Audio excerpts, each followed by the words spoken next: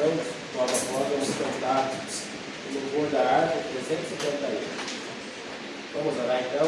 Senhor nosso Deus e nosso Pai, em nome do Teu Filho Jesus, ó Pai amado, neste momento, Pai querido, nós unimos aqui, Jesus amado, a nossa fé, o nosso pensamento, ó Pai, estamos aqui, ó Deus, mais uma vez, ó Pai, para aprendermos a Sua palavra neste momento, ó Deus, que o Espírito Santo do Senhor, ó Pai, venha agir, venha trabalhar, ó Deus, em nossos corações, em nossas mentes, que nós possamos aqui, ó Deus, aprendermos hoje através da Tua palavra, através, ó Deus, do Teu Santo Espírito, através, ó Pai, do nosso irmão Gils, que vai estar passando o estudo, que nós possamos aproveitar, Pai, que nós possamos nesta noite, ó Deus, abrirmos o nosso coração, a nossa mente e ouvir, escutar a Sua voz, aprendermos, ó Pai, com o Teu Espírito e que a Tua igreja, Pai, não venha perecer por falta de conhecimento, mas que nós possamos ser sábios, ó Pai, na Tua presença e cada dia mais nós possamos buscar, ó Pai,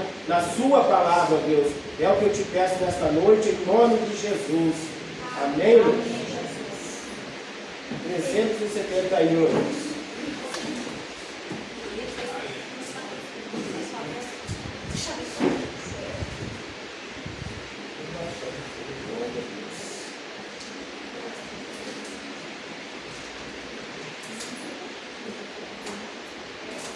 Quem tem a arte, nós vamos ajudar a louvar o Senhor.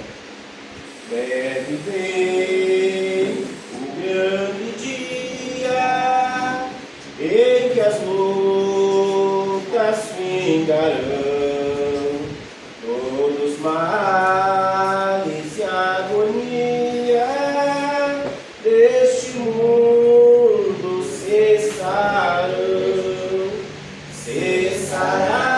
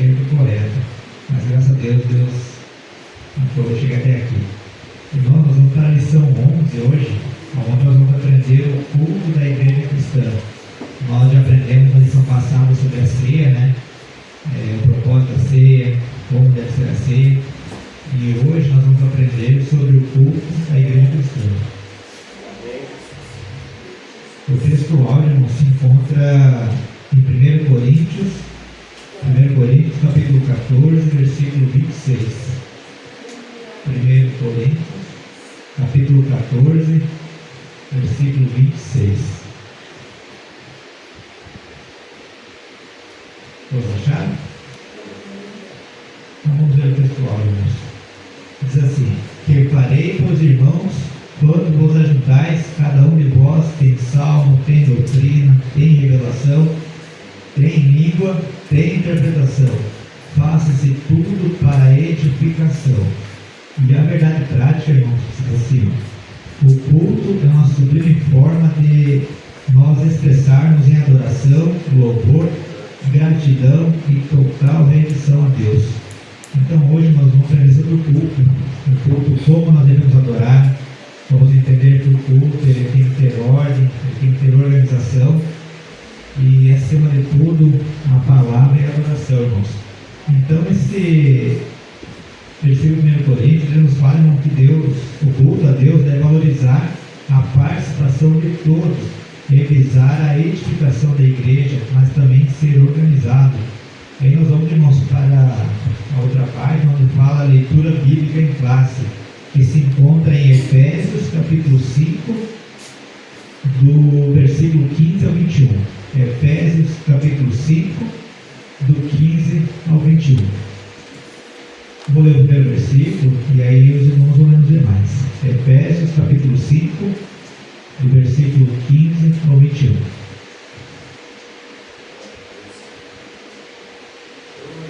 Vamos ver então, irmãos. Todos acharam? Diz assim então: portanto, vede prudentemente como andais, não como necios, mas como sábios. Remindo o tempo, porquanto os dias são maus. Não sejais insensatos, mas entendei qual seja a vontade do Senhor. E não vos embriagueis com vinho que há contenda, mas enchei-vos do Espírito. 19. Falando entre vós com salmos e hino e cânticos espirituais, cantando e salmodiando ao Senhor o vosso coração.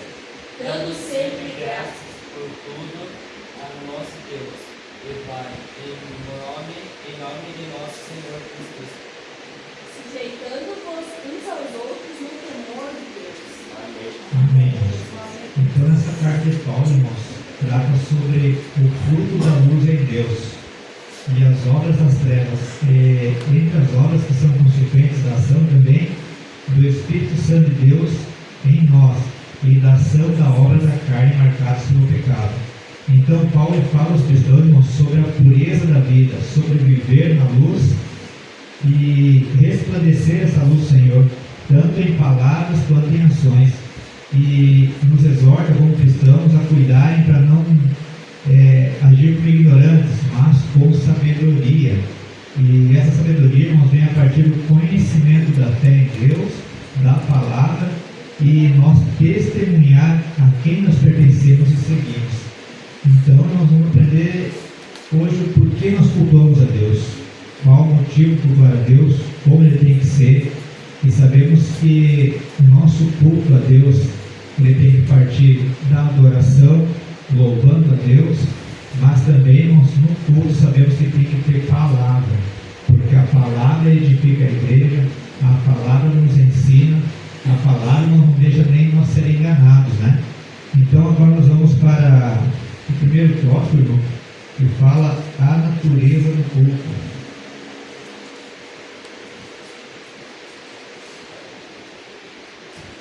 E aí esse tópico fala o culto como serviço a Deus. Diz assim então: na Bíblia o culto é mostrado como um serviço, isto é uma vida entregue e consagrada a Deus. Ele, em primeiro plano, tem a ver com a atitude com a qual se cultua o Altíssimo. E ele, em segundo plano, com a forma como se cultua. O culto, portanto, expressa uma combinação de obediência à palavra de Deus e a forma ritual como essa adoração acontece. O livro dos Atos dos Apóstolos, por exemplo, mostra a adoração no contexto do culto cristão.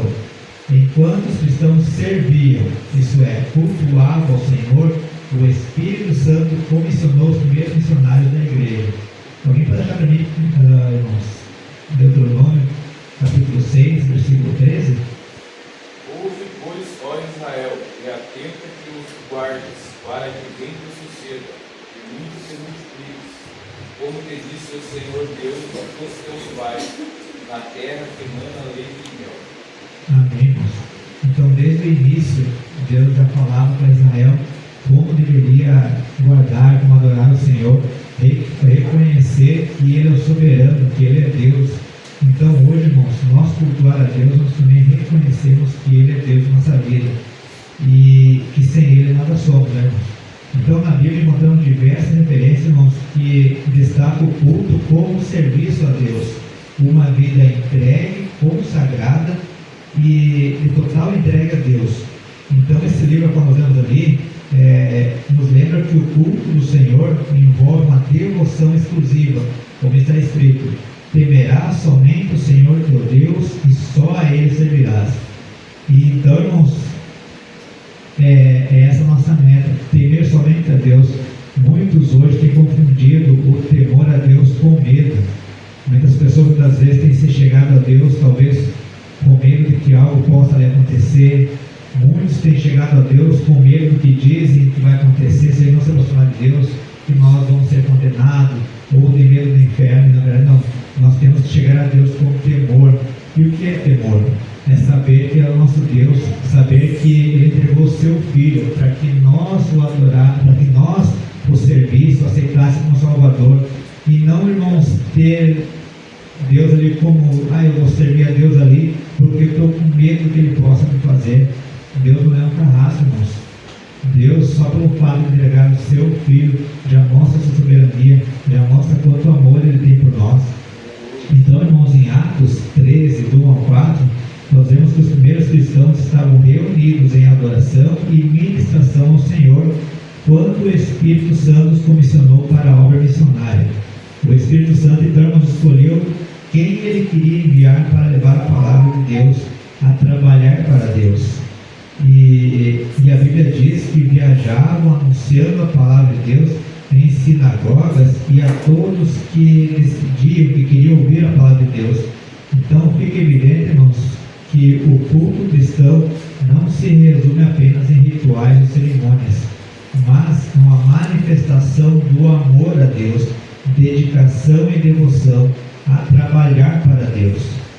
Envolve tanto a atitude do coração, que deve estar voltado para Deus em reverência e obediência, quanto adorar a Deus pela sua majestade. Então, ao falar sobre a natureza do culto, irmãos, é bom destacar que o culto não é algo separado da vida cotidiana, do nosso dia a dia, no caso, mas sim uma extensão dela. Faz parte da vida do crente, de quem escolheu servir a Deus. É um estilo de vida consagrado a Deus totalmente, e aonde dedicamos cada ação, pensamento, palavra ao serviço de Deus.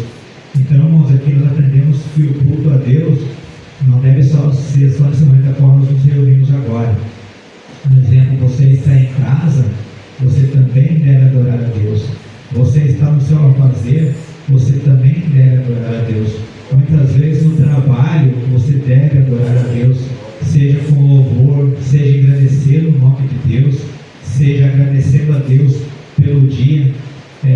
Tem uma palavra em Salmos, acho que capítulo 3, se não me engano, que fala sobre dormir e acordei porque o Senhor permitiu, né? Porque na verdade tudo é permissão de Deus. Se por acaso nós dormimos, acordamos, temos a chance de batalhar um novo dia, foi permissão de Deus. E que nesse novo dia a qual nós acordamos, que seja para louvar o nome dele, por tudo que ele fez e faz conosco. Eu vi até uma mensagem, irmãos, sobre uma dona de casa, a qual ela falava que lavando louça, adorando a Deus, limpando a casa, adorando a Deus. E muitas vezes nós também andando na rua, louvando a Deus. Quantas vezes, irmãos, nós estamos muitas vezes andando sozinhos na rua, ou talvez até de carro, né, irmãos? E muitas vezes falando com Deus, agradecendo a Deus muitas vezes pelo livramento, agradecendo a Deus pela presença dele. Então, isso quer dizer, irmãos, no cotidiano, no dia a dia, não só no momento no qual nós se reunimos aqui como igreja, como grupo, e aqui nós decidimos adorar a Deus, aqui nós decidimos fazer o culto a Deus, não. Deus quer que a nossa vida seja total entregue a Ele, adorando a Ele em todo o tempo, buscando a Ele em todo o tempo. Eu, irmãos, antes de casar, eu nunca mais esqueci de um episódio qual eu estava voltando de viagem, se eu não me engano, e aí eu estava ouvindo um louvor. E o que é mais engraçado assim, irmãos, que muitas vezes nós ouvimos um louvor e tem dias que aquele louvor não fala tanto com a gente como em certas ocasiões. E nesse dia, esse mesmo louvor tocou tão fundo em mim, irmãos, que eu chorei do carro, eu tive que parar o carro, comecei a glorificar a Deus, agradecer a Ele, porque quantos de nós, irmãos, muitas vezes mesmo em casa ou na rua, muitas vezes sai, ou algo de ruim acontece, não dá tempo de louvar a Deus, não dá tempo de agradecer a Ele, não dá tempo de buscar a Ele. Então, por isso é importante, irmãos, no nosso dia a dia, buscar a Deus em todo o tempo. A gente não sabe quando o inimigo prepara uma cilada para nós, e o louvor, a busca em Deus nos fortalece. A busca em Deus nos permite muitas vezes vencer barreiras ou setas do inimigo que talvez nós estivéssemos afastados do Senhor, ou talvez nem buscando a Ele, nós não pudéssemos vencer. Então, em todo tempo, irmãos, adorar a Deus, prestar um bom culto a Deus. O culto a Deus tem que ser bom para Ele. Muitas vezes nós temos o engano de dizer que hoje o culto não foi bom, mas o culto é para Deus, não é para nós. Então, irmãos, agora nós vamos para o subtópico 2, que fala: o culto deve ser solene, irmãos. Então diz assim, por solene nos referimos ao que traz respeito e majestoso. Isso significa que tanto o conteúdo como a maneira de se cultuar são importantes. Por isso, o culto não pode ser destituído de significado nem realizado de qualquer jeito. Não por acaso o apóstolo Paulo expõe princípios que regulamentam o culto na igreja de Corinto. Alguém acha para mim 1 Coríntios 12, 14? 1 Coríntios, capítulo 12, versículo 14. O corpo não é feito de um só membro, mas de muitos. Amém? Então, e aí você diz assim, isso deixa claro que há uma ordem a ser observada na liturgia cristã. Para isso temos a Bíblia o parâmetro para o bom ordenamento do culto. Por exemplo, aos Coríntios, o apóstolo destacou o seguinte: mas faça-se tudo decentemente e com ordem. Nesse texto temos os termos gregos euchemos, traduzido como decentemente e decorosamente, e taxes, traduzido como ordem. Isso nos leva a compreender, portanto, de acordo com a Bíblia, que o culto precisa ter decoro, decência e ordem. E como eu não leio antes, irmãos, nós somos corpo de Cristo, e o corpo de Cristo tem que estar em ordem, não pode ser algo desordenado. Então, Paulo sempre ensinou, irmãos, e exortou a igreja primitiva como deveria agir, se comportar, como deveria ser o culto a Deus. Teria que ter obediência, temor a Deus, temor à palavra, e essa lição e esse ensinamento não serve para nós hoje em dia. Então, o culto é um momento dedicado à adoração e à comunhão com Deus. Mas é importante entendermos que nós não podemos tratar o culto de forma irresponsável ou fazer pouco caso ao momento do culto. Pelo contrário, nós devemos conduzir o culto com ordem, organizado, tudo com respeito e verdadeira adoração a Deus, um culto agradável a Deus. Então, quando se refere à solenidade, estamos falando, irmãos, do caráter e qualidade do culto, destacando a importância do conteúdo falado no culto, onde deve ser anunciado somente a palavra verdadeira de Deus, deixar Ele conduzir cada momento do culto, ou seja, tudo em ordem, irmãos, palavra, testemunho, louvores, e assim por diante, tudo em seu momento e sem confusão. Até a nossa oração, irmãos, deve ser pura, sincera e com ordem. É necessário que a realização seja conduzida cuidadosa e reverente a Deus. Diversas passagens da Bíblia mostram a seriedade do culto. Como eu disse, antes devemos fazer um culto agradável a Deus e com o coração sincero e voltado a Ele. E em Levíticos 10, 1 ao 2, a Bíblia nos mostra um exemplo de cuidado de Deus, o cuidado que Deus espera que tenhamos ao nos aproximarmos dele. Esse incidente, irmãos, está relatado envolvendo os filhos de Arão, Nadab e Abiú, ilustra as consequências de se desrespeitar a santidade do culto, demonstrando que Deus não tolera uma abordagem irreverente ou descuidada. Além disso, o apóstolo Paulo dedica uma parte da sua carta aos Coríntios para estabelecer princípios que davam organização ao culto da igreja primitiva. Ele destaca a importância da ordem e do bom comportamento durante o culto, onde todos devem fazer as coisas com ordem e decência. Então, resumindo, irmãos, devemos levar a sério a nossa abordagem e participação no culto, buscando honrar a Deus em tudo que fazemos. Aqui nos mostra, irmãos, que o culto tem que ser tudo em ordem. Ele não pode ser algo bagunçado. Hoje nós vemos muitas vezes o culto por aí algo bagunçado, algo que tirou a reverência à palavra de Deus, algo que fez com que a adoração a Deus não fosse algo puro, sincero, fosse algo automático, algo que muitas vezes, na maioria, não agrada a Deus. Então o culto, como nós fazemos hoje, nós temos de início, só para dar um exemplo para os irmãos, a oração.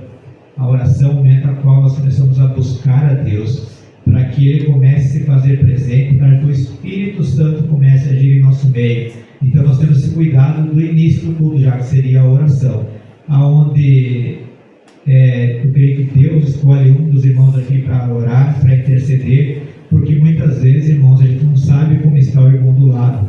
Muitas vezes o irmão do lado veio tão triste, muitas vezes, ou então veio com tantos problemas, que talvez não tenha nem força para orar. Mas quando alguém dobra o joelho aqui e começa a buscar a Deus, automaticamente aquela barreira, aquele empecilho que muitas vezes impede que o Espírito Santo age, começa a se dissipar.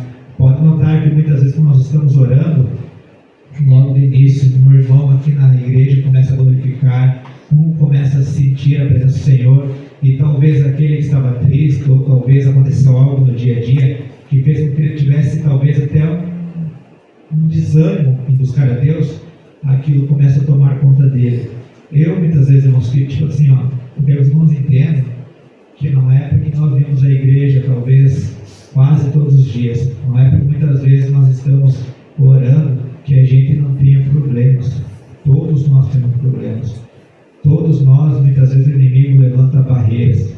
E como que a gente começa a vencer essa barreira? Buscando a Deus em oração, orando a Deus, quebrando aquela barreira. Porque quando a gente se coloca de joelho em oração, Deus ouve a nossa resposta. Deus ouve a nossa oração, quer dizer, e dá a sua resposta aquilo que a gente precisa. Aí logo em seguida, após a oração, nós vamos para o louvor.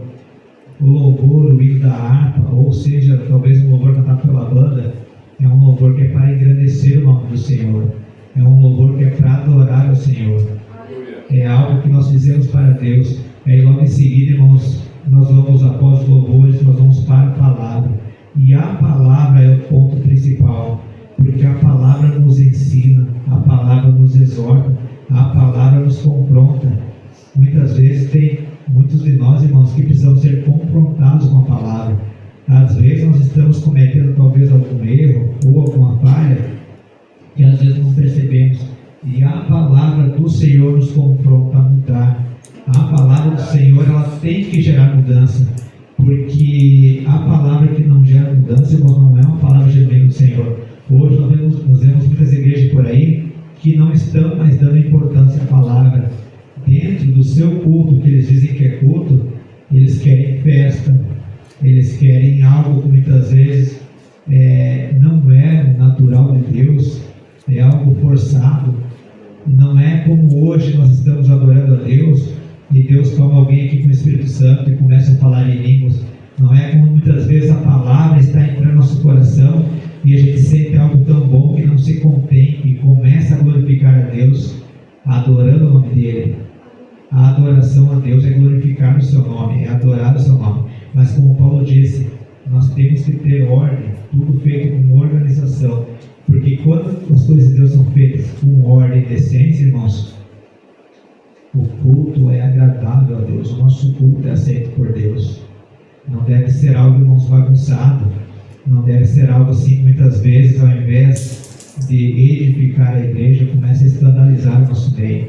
Não que esse seja o caso, irmãos. Aqui nós temos a ordem do culto, nós temos a organização do culto. Todos percebem que aqui nós temos o cuidado em buscar a Deus de maneira que agrade Ele, em adorar o nome dEle. Nós temos aqui certinho adoração, palavra, louvor, testemunho. Quando dá testemunho, o testemunho também engrandece ao Senhor. Porque normalmente não, sempre, quando nós vamos testemunhar algo aqui, é porque Deus já fez algo. A gente não testemunha, irmãos, algo que não aconteceu. Quando a gente traz um testemunho aqui, é de algo que Deus já proveu, de algo que Deus já fez por nós. Então temos que ter esse cuidado, irmãos. E agora nós vamos para o subtópico 3, que fala: o culto é santo, irmãos. Diz assim então: a santidade de Deus é firmada por toda a Bíblia. Visto que Deus é santo, o culto também deve ser santo. Alguém acha para mim enquanto eu vou lendo Levíticos 20 e 26? Levíticos capítulo 20, versículo 26. E aí seguimos assim, dessa forma, nada que fosse profano deveria fazer parte do culto e da vida de quem o praticava no Antigo Testamento. Assim, o limite entre o santo e o profano deveria ser mantido. Por outro lado, o Novo Testamento também põe em destaque o viver cristão na esfera do culto, isto é, uma vida a serviço de Deus. A igreja é o espaço sacro onde o culto acontece. Assim como no Antigo Testamento, o culto cristão também não deve ser profanado. Nesse caso, tanto conduta quanto como modo de viver são levados em conta na esfera do culto. Alguém achou para mim Levíticos 20 e 26? Ser-lhe-ei santo, porque eu, o Senhor, sou santo. Separei-vos dos povos, para seres meu. Amém, irmãos. Então aqui nos ensina, irmãos, a não profanar o culto do Senhor, a não trazer coisas que não são agradáveis a Deus, a não fazer coisas que muitas vezes é a vontade da carne. Hoje nós vemos em muitos locais por aí que estão fazendo mais a vontade da carne do que a vontade do Senhor.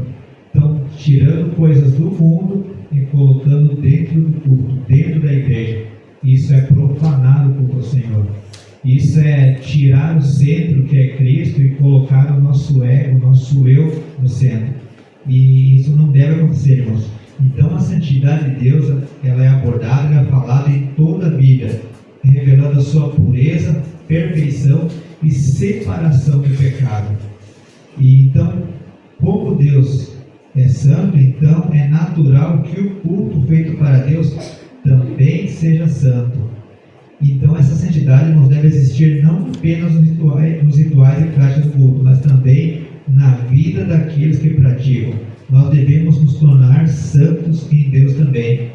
Aí nos leva a atenção para não querer ser só santo dentro da igreja, dentro dos quatro paredes da esfera do culto. A nossa vida, irmãos, nós devemos buscar ser santos também fora daqui, porque além disso ser o que o Senhor quer, nós damos um testemunho do que Cristo tem em nossa vida. O que adianta o Gilson, um exemplo, querer parecer ser santo aqui, mostrar talvez uma santidade que lá fora eu não tenho, sendo que lá fora os olhos dos outros estão me avaliando. Muitas vezes, irmão, o nosso testemunho de vida, a nossa ação, o nosso jeito de ser, já serve como uma mensagem do Senhor. Muitas pessoas, irmãos, têm se inspirado em nós. Muitas pessoas olham para nós e têm buscado algo como inspiração. E como eu vou trazer uma inspiração se eu faço tudo errado lá fora e aqui eu quero mostrar que eu sou santo? E não adianta, irmãos, muitas vezes nós queremos, talvez a gente engane o irmão do lado, talvez nós enganamos quem nos conhece aqui dentro, mas a Deus nós não enganamos.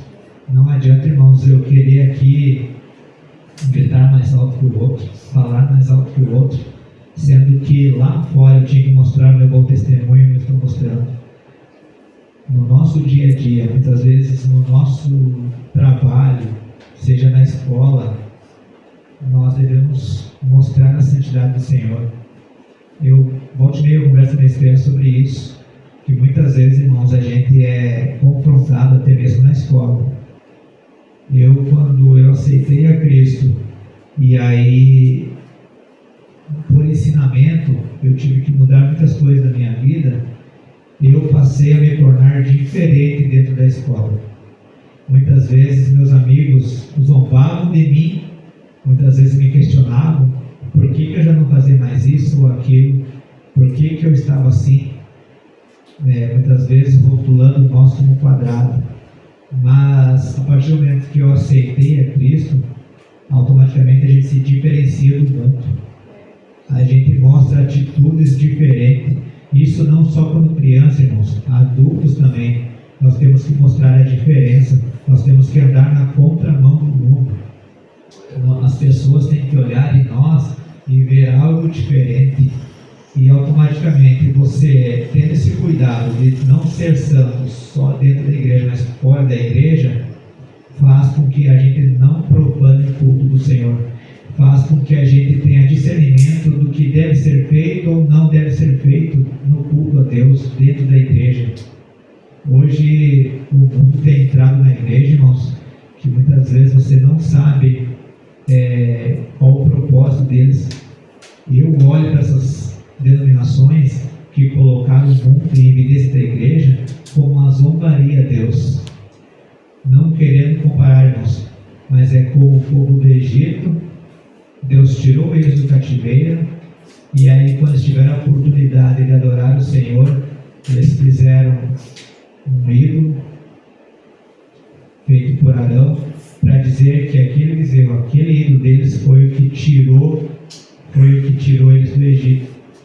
E essa geração de hoje está fazendo praticamente a mesma coisa. Eles não estão adorando a Deus com o coração sincero e puro. Eles colocaram o mundo dentro da igreja. Eles estão puxando em dois pensamentos. E eu creio que isso, irmãos, expressa como se fosse uma zombaria as coisas de Deus. As coisas de Deus são santas. A gente não deve profanar. Nós somos templo do Espírito Santo. A partir do momento que nós deixamos o pecado mudar nosso jeito, o pecado falar mais alto em nossa vida, nós estamos profanando o templo do Espírito Santo. Então, como a gente viu, irmãos, em algumas passagens lidas no Antigo Testamento, elas destacam a importância da santidade do culto a Deus. Desde os regulamentos, irmãos, sobre o tabernáculo de Deus, até as instruções para os sacerdotes, fica claro que nada profano deveria fazer parte do culto a Deus. O limite entre o santo e o profano, tudo que é contrário aos princípios e ensinamentos de Deus, então esse limite deveria ser mantido e respeitado de forma rigorosa, demonstrando reverência e total respeito pela santidade de Deus. O Novo Testamento também nos ensina, irmãos, a importância da santidade no culto cristão. A igreja é considerado espaço sagrado, onde o culto é celebrado. E assim como no Antigo Testamento, os crentes não devem profaná-los. A conduta e o modo de viver dos crentes são levados em conta no nosso meio, no momento do culto. Como eu falei, irmãos, não adianta você chegar aqui com o coração cheio de pecados, cheio de erros, muitas vezes lá fora você não demonstrando que serve a Deus de coração, que serve a Deus de verdade, e chegar aqui querer mostrar algo que você não é, ou muitas vezes querer que Deus fale contigo, querer sentir a presença do Senhor. Muitas vezes, ao invés de você sentir a presença de Deus, você sente só um emocionalismo, é pura emoção. Nós temos que saber diferenciar. Então a conduta e o modo de viver dos crentes são levados em conta no nosso meio. Então a santidade, irmãos, também deve existir em toda a vida do crente, toda a vida dos que servem a Deus. Ao viver a santidade diante de Deus, podemos experimentar uma comunhão mais profunda com Ele, e testemunhar o seu poder transformador em nossas vidas e na vida da igreja como um todo. Então, irmãos, que a gente possa buscar ainda mais a santidade em todas as coisas da nossa vida, em tudo que fizemos para Deus, tanto dentro da igreja como fora da igreja, onde cultuamos a Deus para a honra e glória do Senhor. Aí, irmãos, muitas vezes eu me pergunto, a quem nós temos honrado lá fora? A Deus ou as coisas do mundo? A quem nós estamos mostrando, a quem servimos lá fora? A Deus ou as coisas do mundo? Nós devemos, irmãos, buscar a santidade em Cristo, a santidade que nos leva à salvação, a santidade que eu li agora há pouco, que faz a gente ter uma comunhão mais profunda com Deus. Muitos querem sentir o sobrenatural de Deus, agir de Deus, mas não buscam viver em santidade, não têm uma vida totalmente entregue a Deus, não têm uma vida que agrada a Deus. Nós devemos agradar a Deus no nosso dia a dia. Deus nos criou, irmãos, Deus nos fez para adorar o nome dEle em todo o tempo. Deus não deixou decretado que nós devemos adorar a Ele só em 2 horas de culto, só em 1h30 de culto, só no momento onde a gente vê que alguém se levanta cheio de Espírito Santo, agora eu vou adorar a Deus. Não, nós devemos buscar a Deus em todo o tempo, em todo momento, buscar a santidade de Deus, irmãos, toda hora em nossa vida. A hora que você acorda, seja a hora que você for, a primeira coisa que você deve fazer, agradecer a Deus pela noite que você passou, colocar o teu dia na presença de Deus.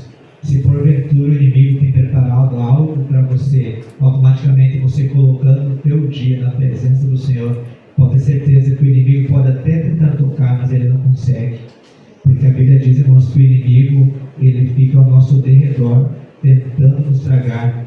Não pense que o inimigo dá trégua para você. O inimigo não dá trégua. Ele está em todo o tempo tentando derrubar. E por que nós não devemos estar todo o tempo buscando a santidade do Senhor? Automaticamente você buscando a santidade do Senhor, você está se revestindo de toda a armadura para vencer a vaidade do mundo, para vencer a cilada do inimigo, para vencer a investida do inimigo. Porque eu quero dizer uma coisa para os irmãos assim: o inimigo conhece o ponto fraco de cada um. Não pense que o inimigo chega em você de qualquer jeito, ele conhece o teu ponto fraco. Ele sabe aonde ele pode tocar você e você dá uma balançada. Então, por isso, irmãos, é a importância que nós nos revestirmos, de nós buscar a Deus, não profanar o tempo do Espírito Santo, não profanar o culto a Deus, dar uma total entrega a Ele, irmãos. E eu sei que aqui nós temos uma igreja que se entrega totalmente ao agir do Espírito Santo, ao poder de Deus. Nós temos uma igreja que ora, e hoje em dia, irmãos, é raro a igreja que ora. Eles chegam lá fora, entram na igreja como se tivesse entrado na casa de um amigo, de um vizinho. Não entra com reverência, não entra buscando a presença do Senhor. Chega e senta no culto ali, dentro da igreja, como se nada tivesse acontecido. Aqui não, aqui quando a gente coloca os pés aqui dentro, a gente já pode sentir a glória do Senhor. E aí quando a gente chega aqui, a gente já começa a buscar a Deus em oração. A gente já começa a clamar para que Deus comece a agir no culto, para que a gente possa fazer um bom culto a Ele. Então esse é o propósito, irmãos, fazer um culto agradável a Deus, sem profanar, sem manchar a imagem de Cristo, sem manchar o Evangelho de Cristo, para que o mundo possa olhar para nós e ver que nós temos um diferencial. Esse diferencial é Cristo em nossa vida. Aí, irmãos, nós vamos agora para o tópico 2. Eu não sei se alguns irmãos têm alguma pergunta ou quer colocar algo no primeiro tópico aqui. Tem toda a liberdade, irmãos. Não? Então agora nós vamos para o tópico 2, irmãos, que fala o propósito do culto.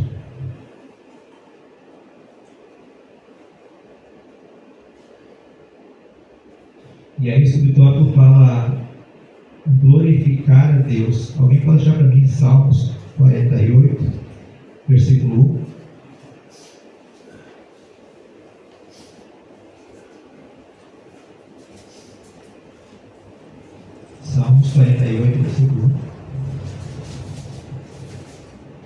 é o Senhor, e muito digno de louvor, a cidade do nosso Deus, no seu monte santo. Amém. Então o Senhor é digno de louvor, grande é o Senhor. Nós não podemos medir a grandeza do Senhor. A grandeza dele é imensa, irmãos. O Senhor deve ser louvado em todo o tempo por tudo que ele representa para nós. Aí, irmãos, vendo aqui, ele fala, a gente vê aqui, ó, o culto é uma celebração que se faz a Deus. Celebramos a grandeza de Deus e seus poderosos feitos. Assim, o culto é uma celebração pelo que Deus é e pelo que ele faz. Nesse aspecto, o culto é sempre cristocêntrico, nunca antropocêntrico. Cristo é a esfera, ou o lugar onde deve acontecer o verdadeiro culto. Ele é o único mediador entre Deus e os homens. É o eterno sumo sacerdote. Se Deus não é celebrado, se Ele não é glorificado, então o culto perdeu seu real sentido. Alguém pode achar para mim, irmãos, 1 Timóteo, capítulo 2, versículo 5? 1 Timóteo, capítulo 2, versículo 5.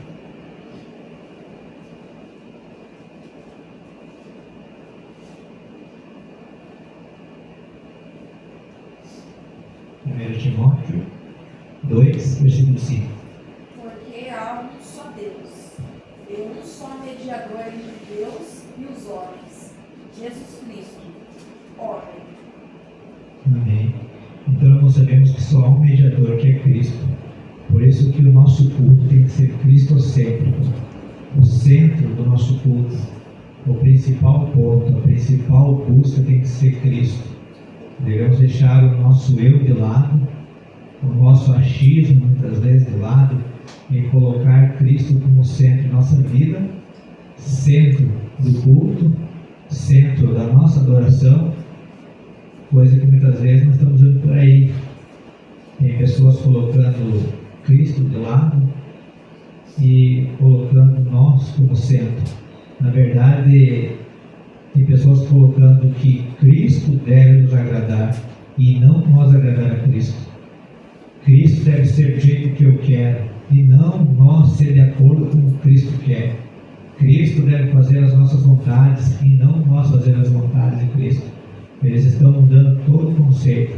Eles estão tirando a soberania, estão tirando a importância de se cultuar, de se ter Cristo como centro da nossa vida. E isso não é o que Cristo quer, irmãos. Cristo quer ser o centro da nossa vida. O principal objetivo do cristão é Cristo, é a salvação em Cristo. Cristo é o nosso mediador. É Ele que nos garantiu a salvação, que nos garante a salvação. É Ele que nos aproxima de Deus. É através dele, irmãos, que nós podemos dizer que somos filhos de Deus e que um dia, quando Jesus veio buscar a sua igreja, é para lá que nós vamos. Um lugar que Jesus garantiu para nós, quando Ele padeceu na cruz do Calvário, derramou o seu sangue puro. Ele nos garantiu, irmãos, a salvação. E por isso, irmãos, e muito mais, Cristo deve ser o centro da nossa vida. Então, irmãos, essa é uma declaração de Jesus sobre a destruição, no caso, irmãos, essa declaração foi feita quando Jesus foi preso no Getsemane, que se encontra em Marcos 14, 58. Que eu até esqueci de pedir para os irmãos lerem, se alguém puder ler para mim aqui, que eu tinha anotado. Marcos, capítulo 14, versículo 58.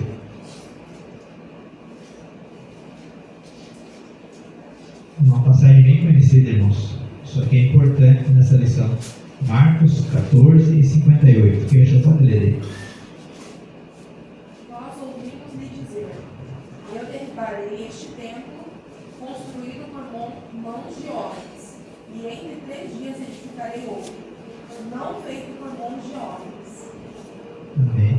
Então, como eu falei, irmãos, essa é uma declaração de Jesus sobre a destruição do templo de Jerusalém e a construção de outro templo, de um novo templo, mas não feito por mãos humanas. Então, essa declaração foi feita quando Jesus foi preso no Getsemane e foi visto por muitos. Ela é interpretada, irmãos, como um profético anúncio do sacrifício de Cristo para a salvação. O templo novo foi o corpo de Cristo, que foi destruído e levantado no 3º dia, simbolizando de fato a vitória de Cristo sobre a morte e sua ressurreição. Aqui, irmãos, vai a Cristo dos irmãos. O sacrifício de Cristo por nós. Ele, seu templo, ele como templo foi destruído, mas ressuscitou ao terceiro dia, para que hoje nós adorasse Ele, para que hoje você pudesse olhar para você e dizer que você é salvo por Cristo, que você é alguém que Cristo escolheu para que fosse salvo, carregou os nossos pecados. Então, irmãos, quando nos reunimos para adorar, estamos celebrando a grandeza, a bondade e os poderosos feitos do Senhor, como está escrito em Salmo 48:1. O culto é uma expressão de gratidão pelo louvor, pelo que Deus é e pelo que Ele tem feito em nossas vidas e até no mundo ao nosso redor. É importante nos compreender que o culto deve ser cristocêntrico, como eu disse antes, isto é, centrado em Cristo, somente em Cristo. Jesus Cristo, Ele é o mediador entre Deus e os homens. Jesus, Ele é o único caminho pelo qual podemos nos aproximar do Pai. Ele é o eterno sumo sacerdote que intercede por nós diante do trono de Deus. Portanto, irmãos, é em Cristo que o verdadeiro culto acontece, pois Ele é o lugar onde encontramos a plena manifestação da glória de Deus. Quando nós nos reunimos para adorar, devemos fazê-lo com o coração voltado para Deus, reconhecendo sua soberania, a sua santidade e o seu amor incondicional por nós. Mas se o culto não tem como foco glorificar a Deus, então ele perde seu verdadeiro sentido e se torna vazio e sem propósito. E, irmãos, isso é triste, quando nós não temos o coração voltado a Cristo, ou não temos Cristo como o nosso real objetivo da nossa adoração. O culto se torna vazio, ele se torna um culto frio, já não é mais um culto, é só uma reunião de pessoas, é só um grupo que decidiu se reunir ali, talvez sem objetivo concreto, mas que muitas vezes não estão cultuando a Deus de verdade, cultuando a Jesus, não estão respeitando a Deus. E nós devemos cuidar disso, irmãos, para não fazer com que o nosso culto, talvez individual, também se torne vazio. Porque o culto, irmãos, começa por mim primeiro, começa por cada um. O culto, irmãos, não é envolvido só se um de nós começar a buscar a Deus, automaticamente esse começa como se fosse contagiar os outros. Não. Se eu não buscar a Deus, o irmão do lado pode estar cheio de Espírito Santo do meu lado. E se eu estiver vazio, eu não vou sentir nada. Nada. Então, o culto começa comigo primeiro, começa com você, adorando o nome do Senhor, acima de tudo, respeitando Jesus como soberano, como nosso Salvador. Então, irmãos, para os membros da igreja é essencial compreender que o culto não se trata apenas de uma obrigação religiosa. Como eu falei, uma simples reunião de pessoas, mas sim de uma oportunidade privilegiada para nos aproximarmos de Deus e para expressarmos nossa devoção e gratidão a Ele. Portanto, irmãos, o culto, nós devemos participar do culto, irmãos, com reverência, alegria e gratidão, conscientes do que nós estamos fazendo. E no nome do Senhor, glorificar o nome do Senhor, e aí fortalecendo a nossa comunhão com Cristo e até com os nossos irmãos de fé. Quando nós fortalecemos a nossa comunhão com Cristo, a gente fortalece a nossa comunhão com os demais, com os irmãos ao nosso lado. A gente presencia isso, irmãos, quando um abraça outro irmão chorando, sentindo a presença do Senhor. Quando alguém começa a glorificar ali, e aí eu dou lugar do outro lado aqui, dou lugar para o Espírito Santo começa a glorificar também. Aí a glória do Senhor toma conta da casa. Aí nós podemos ver o agir de Deus. Aí nós vemos aquele culto que muitas vezes a gente olha, irmãos, e quer que aquele culto vire uma vigília. A gente olha aquele culto e não quer que aquele culto acabe, aquele momento de adoração. Aquilo que começa a tomar conta do cristão, começa a tomar conta de cada um de nós. E a glória do Senhor nos enche de uma forma assim, irmãos, que a gente quer continuar com aquela glória. A gente quer continuar adorando a Deus. Então, é esse o verdadeiro culto, aonde nós podemos sentir a glória do Senhor, aonde talvez aquele vazio que o mundo muitas vezes nos deixa, quando a gente entra aqui, irmãos, a gente começa a se encher do Espírito. Agora, irmãos, nós vamos para o subtópico 2, que diz assim... Pode falar, irmão. Vou dar só um negocinho que... Pode falar, irmão. Aqui nessa parte aqui, que eu sempre tinha uma dúvida quando adorar a Deus pelo que Ele é. Tem muitos que falavam que tem que adorar a Deus pelo que Ele é, não pelo que Ele faz. Mas eu acho uma hipocrisia, que não tem como tu adorar a Deus só pelo que Ele é. Tem que adorar pelo que Ele faz. Pelo que Ele faz. Porque Ele já fez, né? É verdade. E Ele está fazendo e continuará fazendo por nós. Sim, eu Então até não tem ouvi. como tu dizer que tu não adora Ele pelo que Ele faz, Sim. só pelo que Ele é. É uma hipocrisia. É. Não existe isso, de tu adorar só pelo que Ele é. Tu adora pelo que Ele faz, pelo que Ele fez. E eu já vi louvor falando assim, né, irmãos? Tem louvor. Tem louvor falando assim. E aí precisamos cuidar desses louvores, irmãos. Muitas vezes é um louvor que a gente vê que não está de acordo com o que Cristo realmente fala. Que a gente adora pelo que Deus fez e ainda fará por nós e pelo que Ele é para nós. A gente adora porque se nós formos olhar só pelo fato de Deus dar o seu próprio Filho, já é momento de louvar e adorar a Deus. Só pelo fato de muitas vezes pessoas que não têm a oportunidade nós estamos tendo de estar aqui, é porque Deus nos fez estar aqui, adoramos porque Ele nos fez estar aqui. Quantos nós, irmãos, muitas vezes buscamos algo em Deus e aí a gente recebe a resposta do Senhor, Ele faz. Aí nós adoramos Ele pelo que Ele fez por nós, por tudo. Então, e a grandeza do Senhor, irmãos, é digno de toda adoração. Como eu falei, a gente não consegue medir a grandeza dEle, o poder dEle. Ele é extremamente poderoso. Se nós tivéssemos, a Bíblia fala, irmãos, que se nós tivéssemos a fé, um grão de mostarda, tudo que a gente pedisse seria alcançado. Então aí, só por esse fato a gente já vê a grandeza do Senhor. E muitas vezes a nossa adoração a Deus é muito fraca, ou a nossa fé muitas vezes não é o suficiente. Mas se todos nós praticássemos fé, adorassem a Deus pelo que Ele é e pelo que Ele faz, Deus vai manifestar ainda mais a sua glória no nosso meio. Muitas coisas que às vezes nós estamos buscando, com certeza Deus iria atender, né, irmão? Então devemos adorar a Deus em todo o tempo e por tudo que Ele faz, irmãos. Como o irmão falou ali. Agora nós vamos para o subtópico 2. Então, quando não se cultua a Deus, irmãos? Quando não há culto, quando a gente vê reuniões de membros que realmente não cultuam a Deus de verdade. Diz assim, então, de fato há cultos que não cultuam a Deus.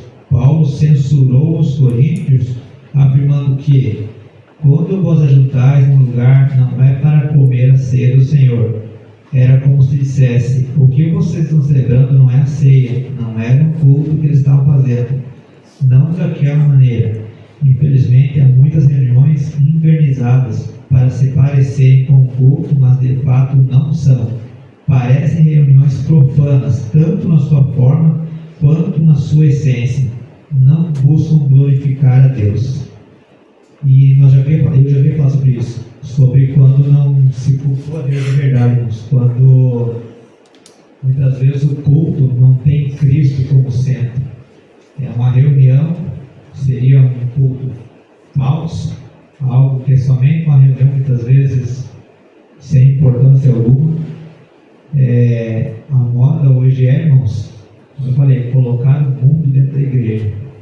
Não tenho nada contra, mas eu acho totalmente errado entrar aqui dentro, pintar as paredes de preto, apagar as luzes, tirar o púlpito, colocar um galão, um tonel aqui no meio. Como eu falei, irmãos, a opinião minha, eu sou totalmente contra, porque nós somos a luz do mundo. E por que querer transformar um lugar onde se encontra em trevas? Por que mudar a essência do culto a Deus? E a gente vê muito isso, irmãos. Tem cultos, irmão, aqui, não citarei nomes, né, mas tem cultos que eu já fui, que até começa em Cristo, mas termina no homem, exaltando o homem.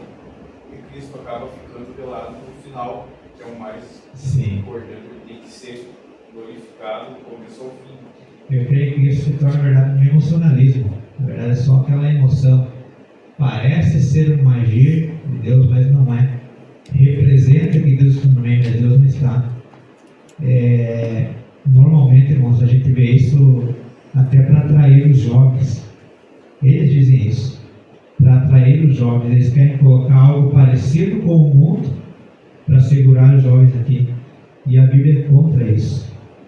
Nós não devemos parecer com o mundo e imitar o mundo. Nós temos que imitar a Cristo.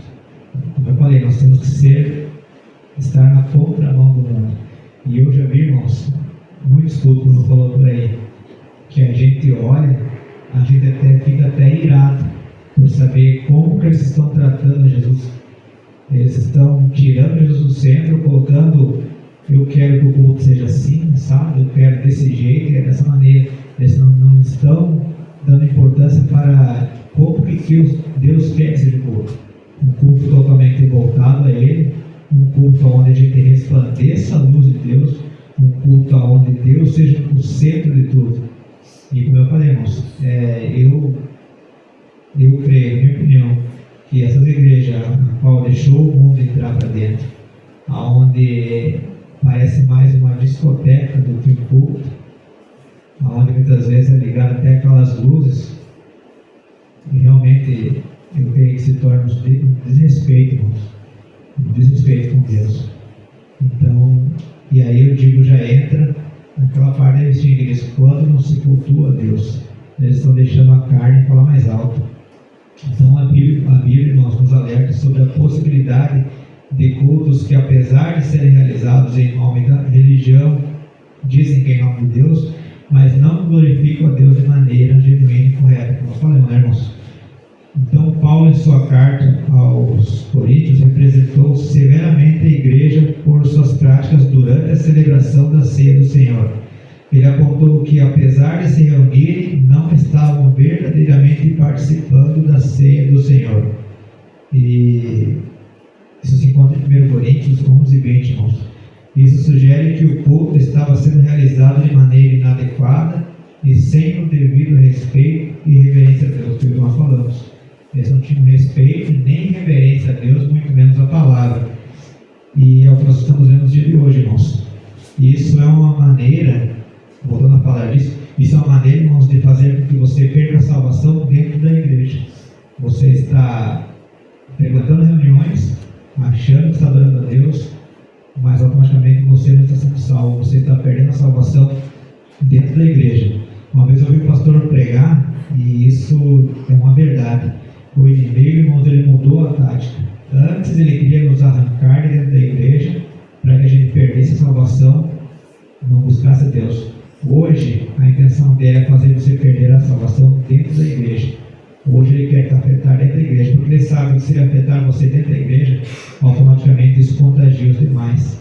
Se torna uma igreja, como eu falei, dividida, escandalizada, uma igreja a qual a palavra do Senhor não é mais reverenciada, a presença do Senhor não é mais buscada como deveria ser buscada, o respeito às coisas do Senhor, a palavra do Senhor, a presença do Senhor não são mais respeitados, não estão respeitando Deus como autoridade, como Salvador, como o nosso Supremo Salvador. Então, irmãos, essa advertência de Paulo continua relevante até nos dias de hoje.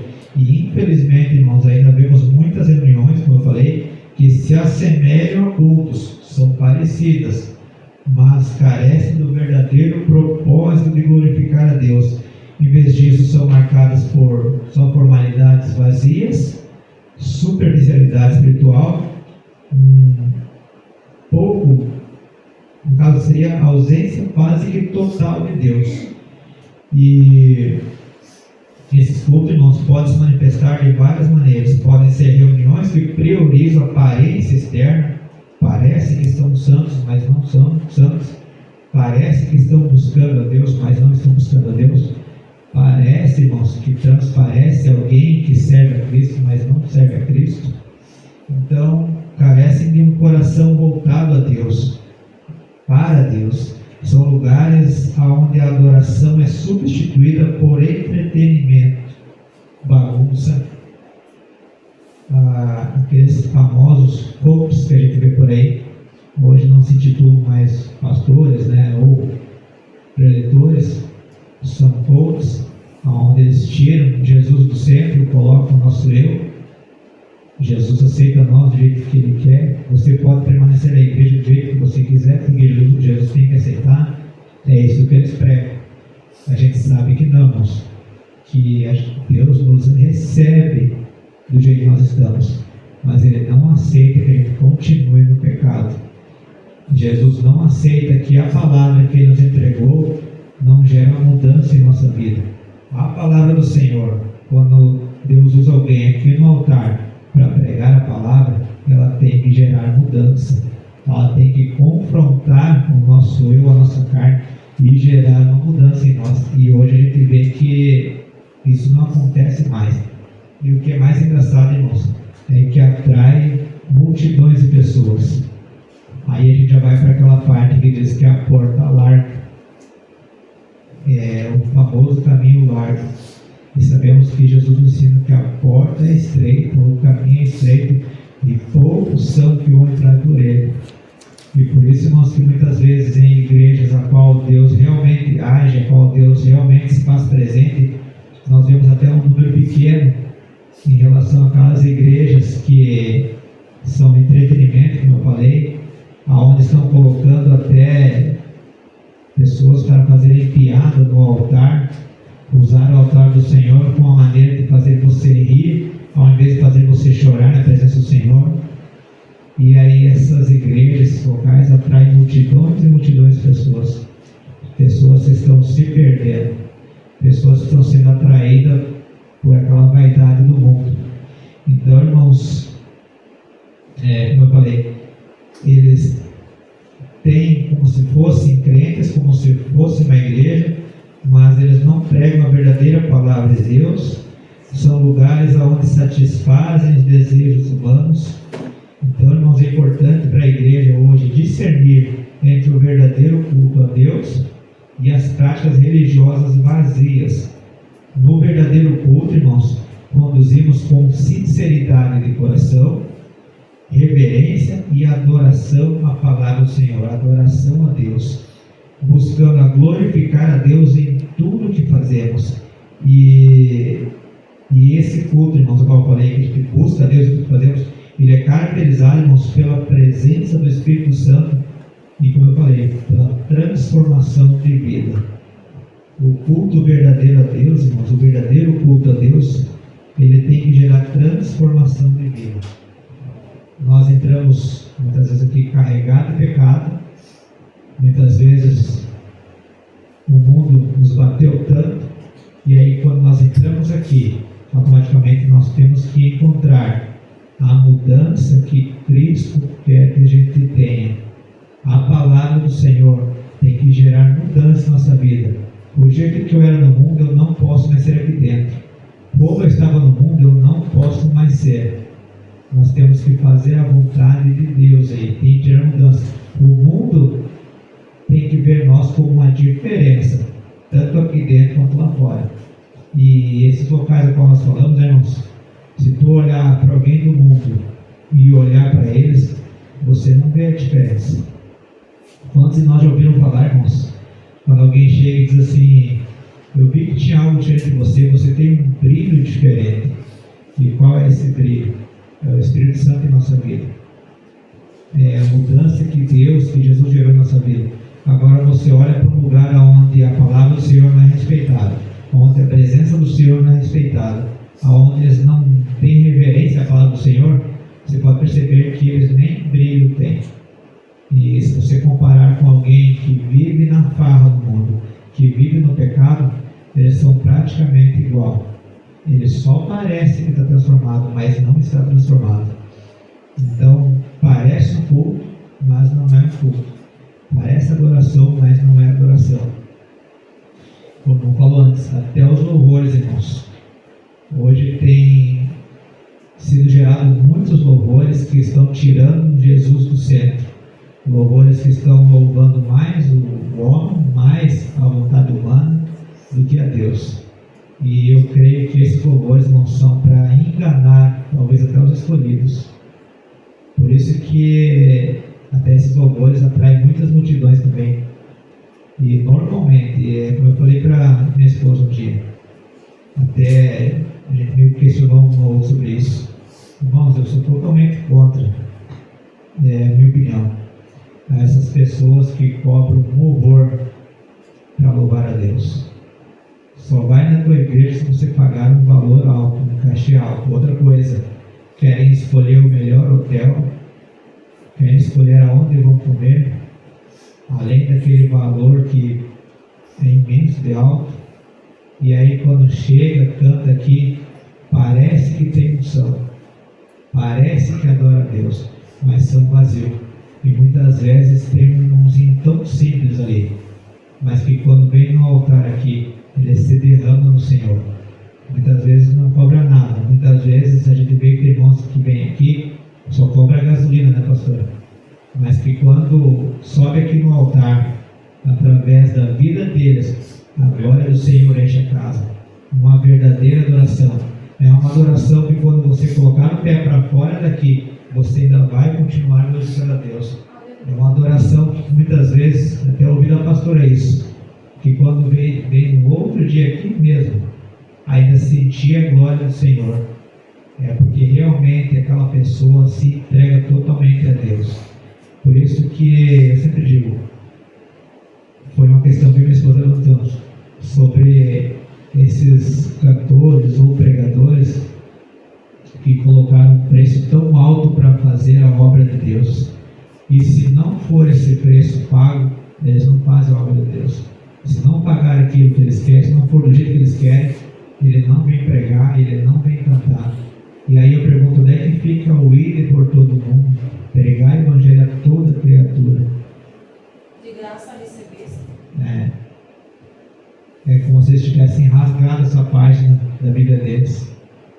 E é triste, irmãos. Isso aí é muito triste. O pastor Juliano Fraga pegou isso no Gideões esse ano. Ano que vem eu acho que ele não volta. Felizmente. E esses, por favor, vão lembrar, esses que dizem isso, ou que muitas vezes não falam a palavra do Senhor como o Senhor quer, é para tentar segurar a agenda para o próximo evento. E a gente sabe, irmãos, que quando ele sobe no altar é para pregar a verdade. Se porventura não te convidarem mais, amém, mas você fez a vontade do Senhor naquele dia. E talvez você tivesse só pela oportunidade de falar a palavra do Senhor. Mas aí, muitos desses, o ego, o eu, a agenda fala mais alto. Agora vamos então para o subtópico 3, que seria edificar a igreja. Diz assim então, um dos propósitos principais do culto é trazer a edificação à igreja. Assim, na espera do culto, tudo deve buscar a edificação.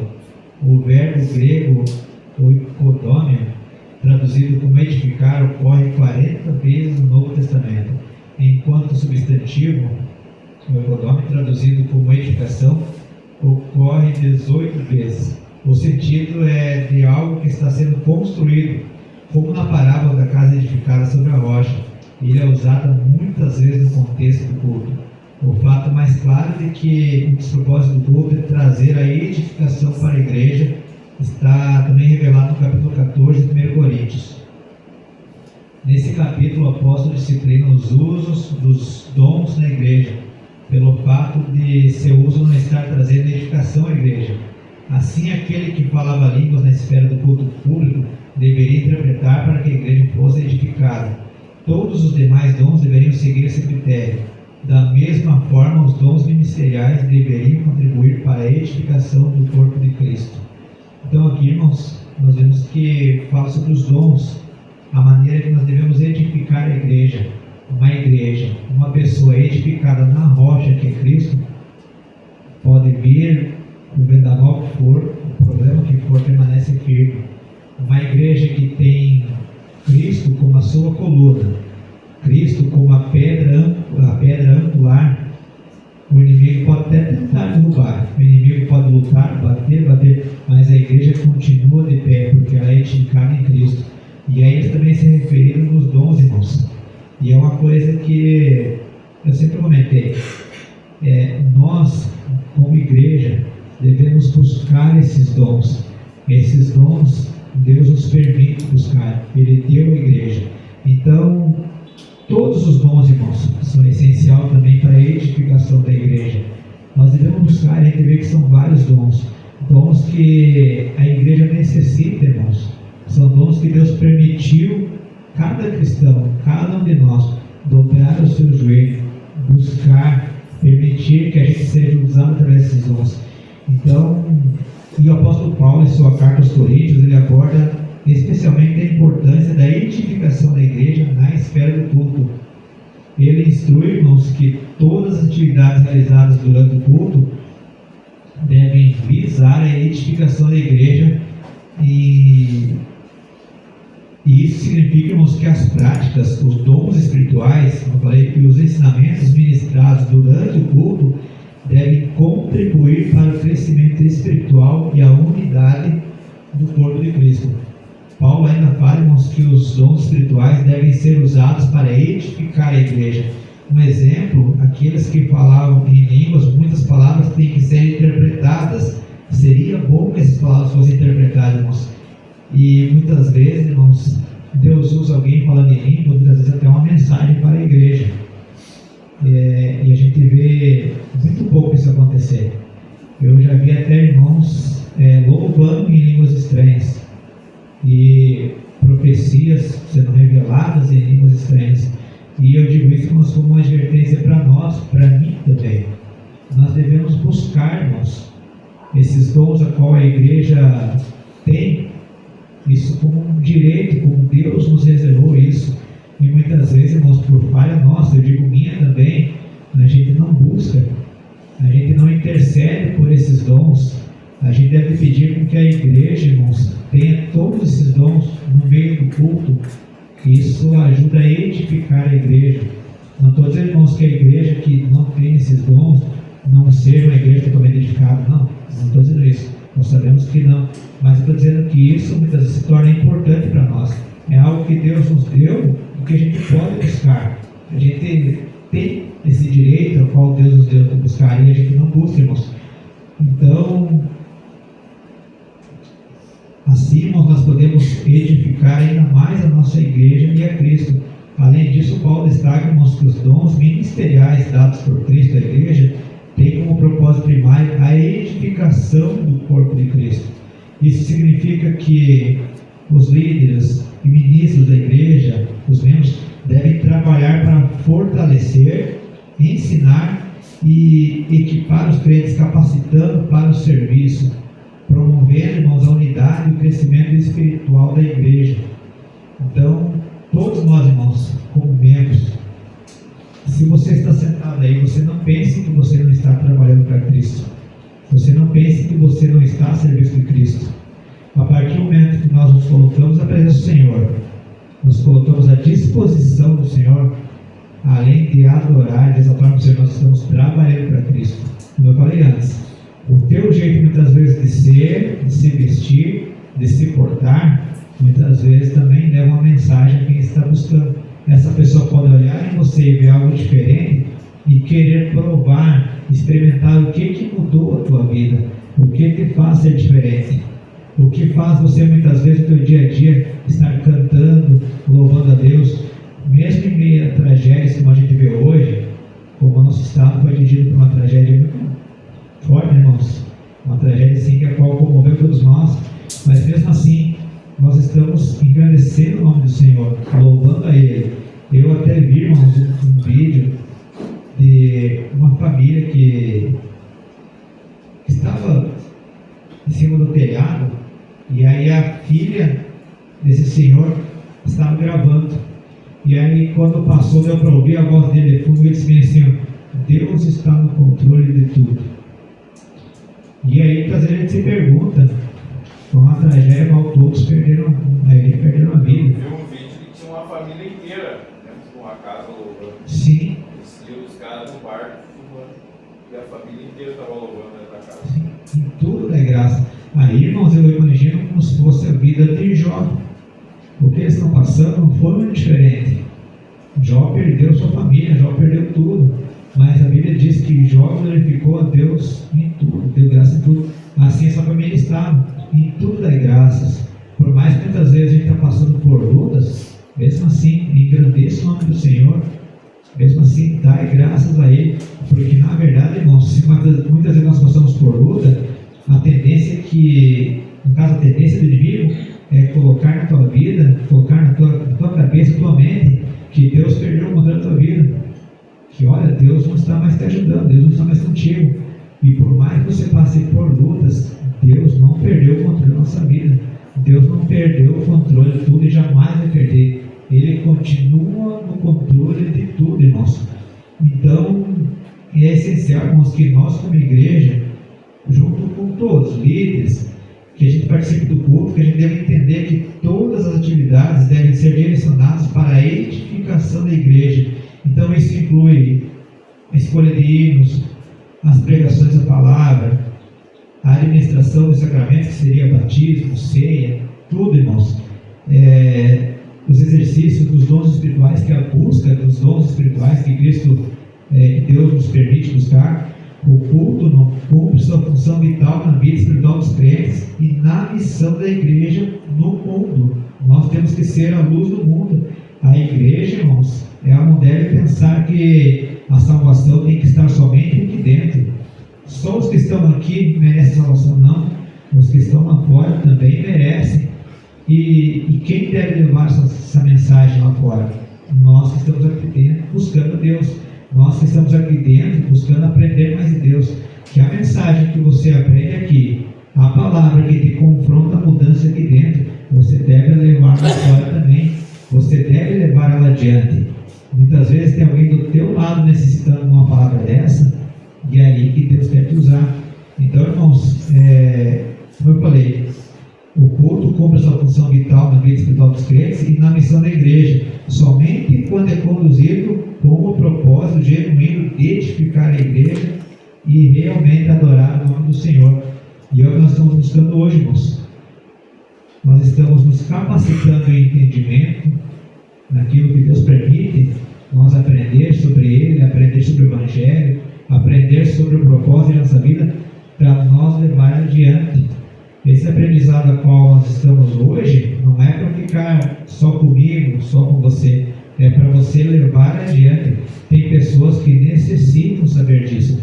Tem pessoas que muitas vezes estão escravizadas na mão do inimigo, que não conseguem achar uma saída. Por mais que tente, por mais que talvez por conta própria tente se levantar, não consegue. Mas a partir do momento que Deus usa o Gilson para levar uma mensagem, Deus começa a agir na vida daquela pessoa. Nós somos como ferramentas do Senhor. Nós, na verdade, somos ferramentas do Senhor. E Ele quer usar a cada um de nós. Mas nós devemos buscar, ter o direcionamento de Deus, buscar, aprender mais do Senhor e aí levar a mensagem dele. Nós estamos fazendo hoje, irmãos. Agora nós vamos, irmãos, para a liturgia do culto. Não sei se algum irmão tem alguma pergunta do último tópico. Não? Agora nós vamos então para o terceiro, irmãos, que seria a liturgia do culto. E o primeiro subtópico fala a exposição da Bíblia. Alguém pode deixar para mim Atos 15 e 35?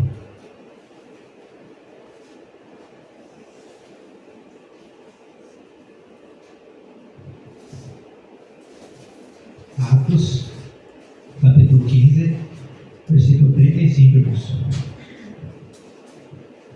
Vou tentar regressar agora, nos causar o ar. E Paulo e Barnabé ficaram em Antioquia, ensinando e pregando, como muitos outros, a palavra do Senhor. Aqui fala, irmãos, sobre Paulo e Barnabé, que eles já ficaram ensinando a palavra do Senhor. Eles foram comissionados pelo Espírito Santo, escolhidos pelo Espírito Santo, e estavam levando a palavra do Senhor. Coisa que hoje nós devemos fazer a mesma coisa. Nós somos comissionados pelo Espírito Santo para levar a palavra do Senhor. Não, como eu falei, não só aqui no altar, mas lá fora também. Aí lemos o primeiro tópico que fala assim, irmãos, a exposição da Bíblia. O movimento pentecostal tem firmado seu compromisso com a autoridade da Bíblia para governar toda a crença, experiência e prática. Dessa forma, os pentecostais viram a necessidade de julgar o mérito de todo o ensino, manifestações espirituais e conduta à luz da palavra objetiva e também revelada de Deus, a Bíblia. Esse fato mostra que a leitura e a exposição da Bíblia devem ocupar o lugar de primazia na dinâmica da liturgia do culto. Nesse aspecto, o pastor que está à frente de uma igreja e responsável pela liturgia do culto deve ficar atento ao lugar que as Escrituras têm no culto. O Senhor Jesus, nosso maior exemplo, fez a exposição das Escrituras à base do seu ministério. Escrevendo sobre a liturgia do culto na igreja de Corinto, o apóstolo Paulo também pôs a doutrina e a instrução como uma das necessidades da igreja. Encontramos esse mesmo apóstolo, juntamente com seu companheiro Barnabé, expondo e ensinando a palavra de Deus, como nós lemos, irmãos, em Atos 15, 35. Da mesma forma, o apóstolo ficou em Corinto durante muito tempo expondo as Escrituras. Então, irmãos, aqui nós vemos que o movimento pentecostal é, na verdade, um movimento cristão com origem protestante que dá bastante destaque ao dia de Pentecoste como uma influência na sua origem. Ele começou, de fato, em 1906, nos Estados Unidos, esse movimento pentecostal. E os pentecostais, irmãos, consideram o batismo do Espírito Santo como um dos principais pontos do cristão. O batismo no Espírito Santo é conhecido como dom de línguas. Mas no meio pentecostal, irmãos, além da liberdade para o Espírito agir, o Espírito Santo agir, nós também damos prioridade à palavra de Deus. Em nosso meio hoje, irmãos, nós somos considerados pentecostais, porque nós damos liberdade para o Espírito Santo agir, para o Espírito Santo mover o coração de cada um, batizar, renovar, mas nós aqui também nós priorizamos a palavra de Deus. Nós temos um momento de adoração a Deus, de louvar a Deus, de buscar a Deus em oração, mas nós também temos como principal ponto a palavra do Senhor, a palavra de Deus. E a palavra do Senhor, irmãos, tem que ser, como coloquei em primazia, tem que ser um ponto importante, essencial de todos nós pentecostais, porque através da palavra nós somos renovados, através da palavra de Deus nós aprendemos, somos exortados, somos instruídos a mudar, a gerar mudança, somos ensinados a levar o Evangelho de Cristo. Então, reconhecer a importância das Escrituras dentro do culto, ou melhor, no momento do culto, é essencial para manter a fidelidade à palavra de Deus e também para assegurar a edificação e o fortalecimento espiritual da igreja. Temos como nosso grande exemplo, irmãos, Jesus Cristo. Ele é o nosso maior modelo de liderança espiritual. O que ele nos ensinou, irmãos, é a maior e melhor instrução para a nossa igreja. Em Lucas 4, 16 e 18, nos mostra que as Escrituras foram a base do ministério de Cristo. Ao ler e interpretar as Escrituras na sinagoga, Jesus demonstrou a importância de conhecer e aplicar a palavra de Deus em nossa vida espiritual na prática diária. E o apóstolo Paulo, em sua carta à igreja de Corinto, destacou a necessidade de doutrina e instrução na liturgia do culto, no momento do culto. No caso, em tudo que envolve o nosso culto, irmãos. E isso indica que a exposição, o momento da palavra de Deus, é essencial para o crescimento espiritual e edificação da igreja. Também lemos que Paulo, em sua carta, ele destacou a necessidade de doutrina dentro da igreja e também a instrução, o ensino da palavra de Deus no culto. Paulo e Barnabé ensinavam a palavra de Deus a todos que aceitavam, em todas as ocasiões. Eles não deixavam, irmão, de instruir a igreja na palavra de Deus. E nós vemos ali que eles ficaram um bom tempo instruindo e ensinando. Então, nos mostrando, irmãos, que a pregação e o ensino da palavra devem ocupar um lugar central na vida da igreja. A palavra de Deus, ela é alimento espiritual. Ela também alimenta a nossa fé e nos mostra a verdade. Ela nos leva a conhecer a verdade.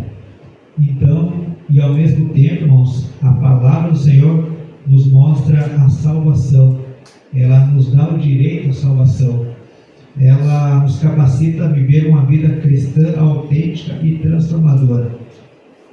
Então, irmãos, o momento da palavra no nosso meio, no meio pentecostal, no nosso culto, tem que ser prioridade. É a parte principal, é a nossa base, é a palavra do Senhor. Paulo já mostrava isso, tanto que ele ficou um bom tempo ensinando a igreja primitiva sobre a doutrina, a palavra, instruindo eles na palavra. Por isso, irmãos, que eu acho importante, o louvor é muito importante, com certeza, nós devemos louvar a Deus, mas o tempo da palavra tem que ser dado, porque a palavra é um dos pontos principais. Nós vemos igreja por aí que louva, chama outro e começa a louvar, e aí no momento da palavra é 10 minutos. E aí eu pergunto, como que em 10 minutos Deus vai conseguir passar para a igreja tudo aquilo, toda aquela mensagem que ele quer passar? Por mais que muitas vezes a gente sabe que 10 minutos falado, enche a igreja, mas só que assim, 10 minutos, irmãos, é muito pouco para a palavra do Senhor. Nós devemos priorizar isso, o momento da palavra. Como eu falei, não estou dizendo que os louvores não seja essencial, com certeza é essencial louvar a Deus, mas nós devemos ter esse cuidado de dar o tempo certo à palavra, de ter essa organização, de dar aquele tempo correto para aquele irmão começar a pregar a palavra. Quando nós, irmãos, vemos um pregador que inicia aqui, ele dá a introdução, aí quando ele começa a aquecer e a Espírito Santo começa a agir, aí já foi contra o horário, aí já deu o horário. A gente sabe, irmãos, que a hora voa, a hora ela corre. A gente tem um exemplo agora, é 9h16, e aí eu pergunto assim, e de repente aquela pessoa estudou tanto, se preparou tanto para levar aquela mensagem, para trazer a palavra a todos nós, e aí não deu tempo. Não estou dizendo que seja o caso, irmãos, mas eu vejo muito isso, aonde a palavra não está sendo priorizada, aonde a palavra está ficando um espaço muito curto, e aquela pessoa, ela se preparou, ela se dedicou à palavra, e aí ela tem que dar a ministração tudo correndo, ou então deixar pela metade. Então isso nós devemos cuidar, irmãos. Agora nós vamos para o subtópico 3, irmãos, que fala sobre a adoração entusiástica. Diz assim: a adoração aparece em primeiro lugar na liturgia sugerida pelo apóstolo Paulo à igreja de Corinto. A palavra salmo, usada nesse texto, traduz o grego salmo. É uma referência ao inário usado pelos primeiros cristãos. É possível que o apóstolo esteja se referindo aos salmos de Davi. Não há dúvida de que a adoração na igreja primitiva era entusiástica. Isso porque Paulo se refere a cristãos cheios do Espírito, que se reuniam para adorar. Então, irmãos, a igreja de crentes, cheia do Espírito Santo, eles se reuniam para adorar a Deus, louvar o seu nome com salmos. Seria o inário da época deles, seriam os louvores deles. Então, essa referência de Paulo aos cristãos cheios do Espírito Santo, que se reuniam para adorar, conforme está escrito em Efésios 5, 18 e 20, é uma confirmação dessa adoração entusiástica. A experiência, a presença do Espírito Santo na vida dos crentes impulsionava a adorar a Deus com alegria, gratidão e fervor. Essa adoração entusiástica é uma expressão de fé viva e vibrante dos primeiros cristãos que reconheciam o poder e a bondade de Deus em sua vida. É um exemplo para nós, irmãos. Louvavam a Deus com gratidão, porque reconheciam o poder, o amor e a bondade de Deus na vida deles. Hoje a gente louva a Deus por conta disso também. Gratidão a Deus pela vida, gratidão a Deus pela sua presença, gratidão a Deus pela bondade e o amor dele por cada um de nós.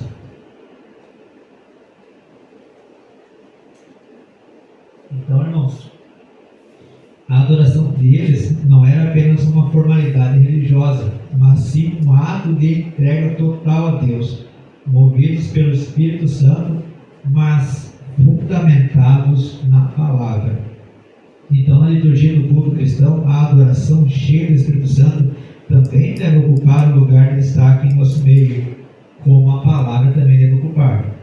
Então devemos nos reunir, irmãos, como igreja, com os corações cheios de gratidão e louvor, prontos para exaltar o nome do Senhor com toda a nossa alma, com a nossa mente e com toda a nossa força.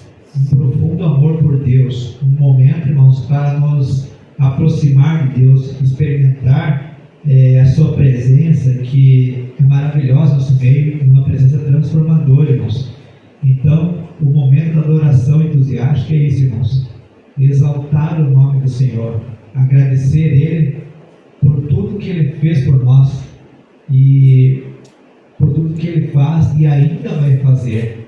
Então devemos louvar o nome do Senhor em todo tempo. E o momento de louvar a Deus, irmãos, é um momento de entrega do nosso coração, um momento a qual nós abrimos o nosso coração para engrandecer o nome dEle, para exaltar o nome dEle, porque Ele é um Deus que nos livrou lá do mundo, da garra do inimigo, e nos colocou aqui, irmãos.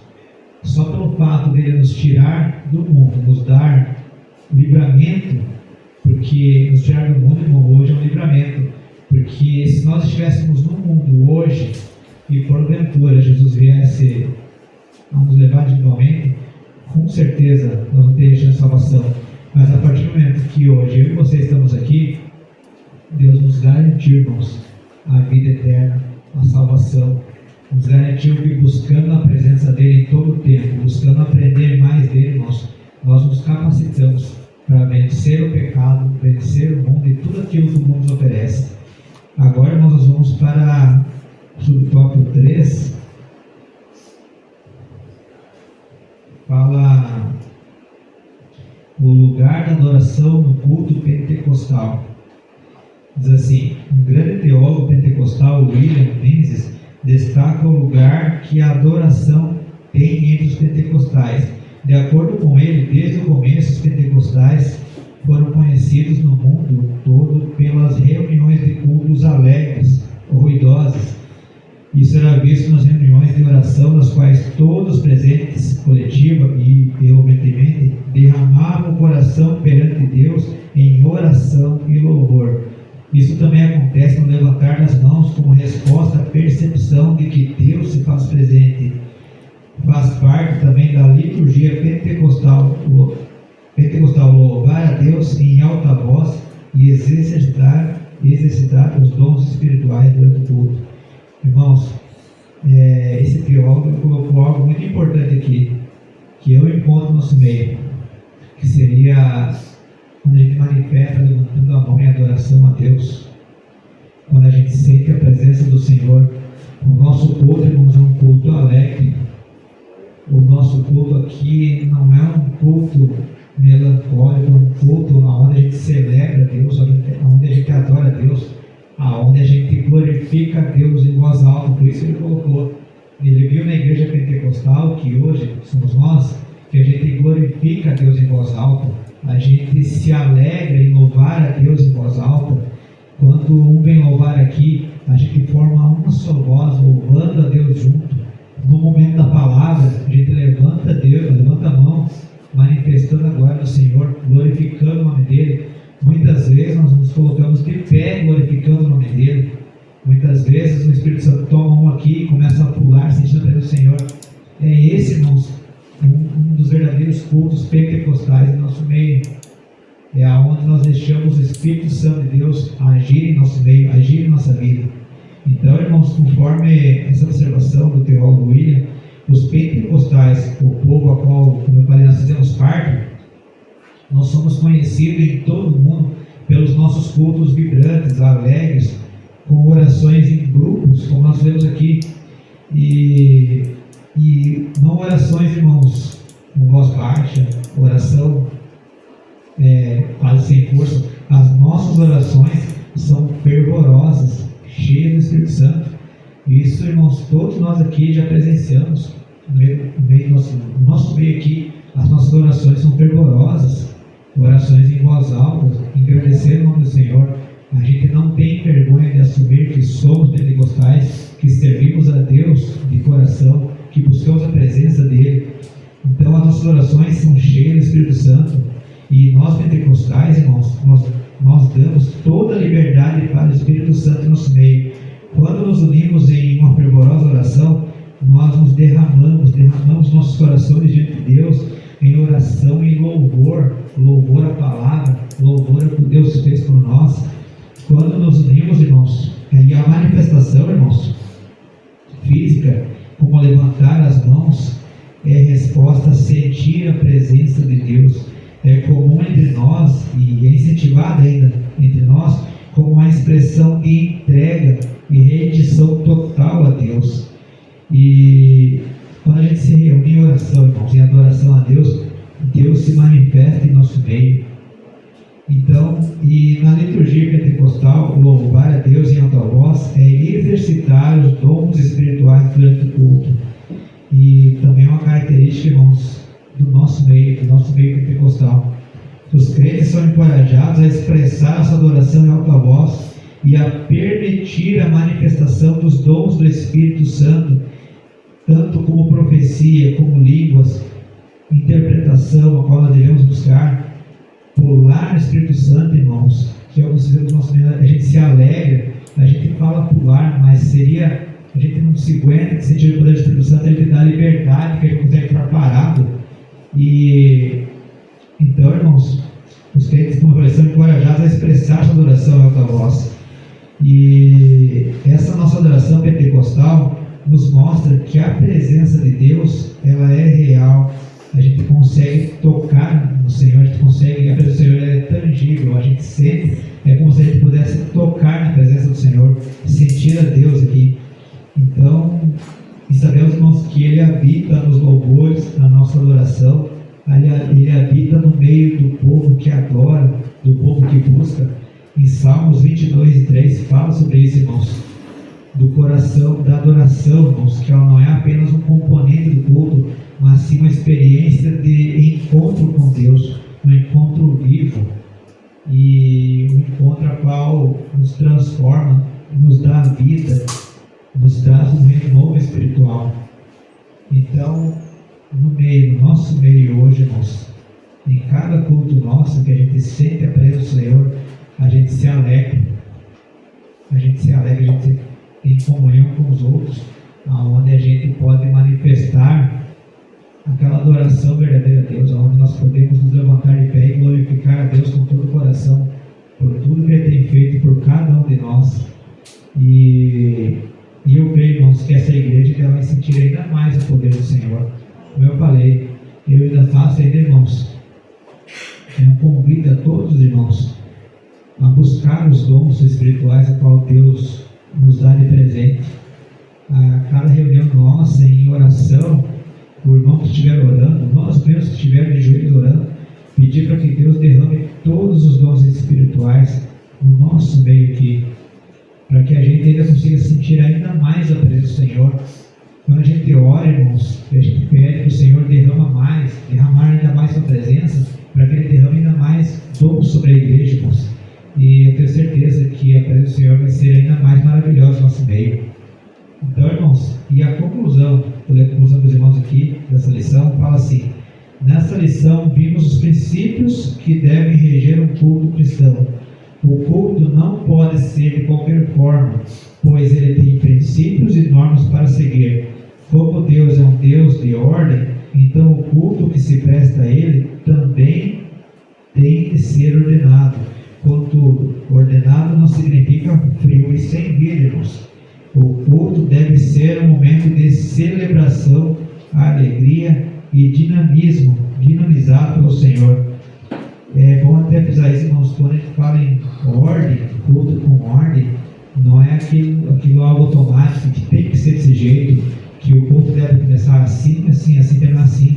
Não, a gente sabe que nós damos a liberdade do Espírito Santo de nosso meio para Ele nos controlar e comandar o culto, mas mesmo assim deve acontecer a ordem, tem que ter, irmãos, a organização do nosso meio. E é isso que Deus nos direciona hoje, irmãos, a nós buscar a Deus mais em oração, aprender mais da palavra dEle e dar uma total entrega a Deus, irmãos. E que a gente possa ser cheio do Espírito Santo, não somente aqui, mas lá fora também, né, irmãos? Então, da minha parte seria isso. Não tem as questões. Não sei se os irmãos têm algumas perguntas antes. Ou quer colocar alguma coisa. Nós vamos para as perguntas, então. A primeira fala assim: como a Bíblia mostra o culto a Deus? Serviço? Isso. Ele é mostrado como serviço, uma vida entregue. A pergunta número 2. De acordo com a Bíblia, o que o culto precisa ter? Decoro, decência e honra. Isso. E quando que o culto perde o sentido, irmãos? Quando ele não tem mais sentido? Quando ele é profanado. E ali no tópico 2 ali, ele diz que Deus não é celebrado, se ele não é glorificado, então o culto perdeu o seu real sentido. Isso, bem isso, irmão, bem colocado mesmo. Além de glorificar a Deus, qual é o outro propósito do culto, de acordo com a lição? Edificar a igreja. Trazer a edificação à igreja. E a quinta pergunta, irmãos: qual o compromisso o movimento pentecostal tem firmado? Ninguém se arrisca? Palavra. Amém, irmãos. Governar pela crença, experiência e prática da palavra. Isso aí, irmãos. Então, da minha parte seria isso. Pedir que os irmãos coloquem de pé.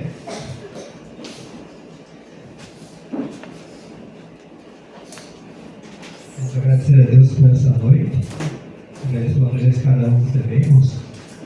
Onde a gente em conjunto, porque eu aprendi também, quero que os irmãos também possam levar conhecimento para casa.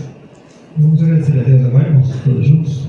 Senhor, primeiro eu quero agradecer, meu Pai, pela presença dos teus filhos aqui, Senhor, a qual Deus trouxe aqui para aprender mais do Senhor, a qual Deus nos tem ensinado, tem nos corrigido, tem nos exortado, e sabemos, Pai, que isso é para o bem daqueles que servem a Ti, daqueles que buscam a Tua presença, Senhor. Eu peço, Pai, que o Senhor continue nosso meio, que o Senhor abençoe cada um aqui, meu Pai, que o Senhor derrame do céu entendimento e sabedoria, que o Senhor possa abençoar cada filho Teu, meu Pai, que se dispôs a sair da sua casa, estar aqui para aprender mais do Senhor, meu Pai, e que o Senhor possa, meu Pai, nos ensinar ainda mais, Senhor, colocar os Teus propósitos na nossa vida, Pai, que a gente possa corrigir tudo aquilo que é falho, meu Pai, para que a gente possa Te adorar com todo o coração, com toda a alma, Pai, que a gente possa continuar Te buscando, meu Pai, e adorando e exaltando o Teu nome, Senhor. Abençoa cada um aqui, meu Pai,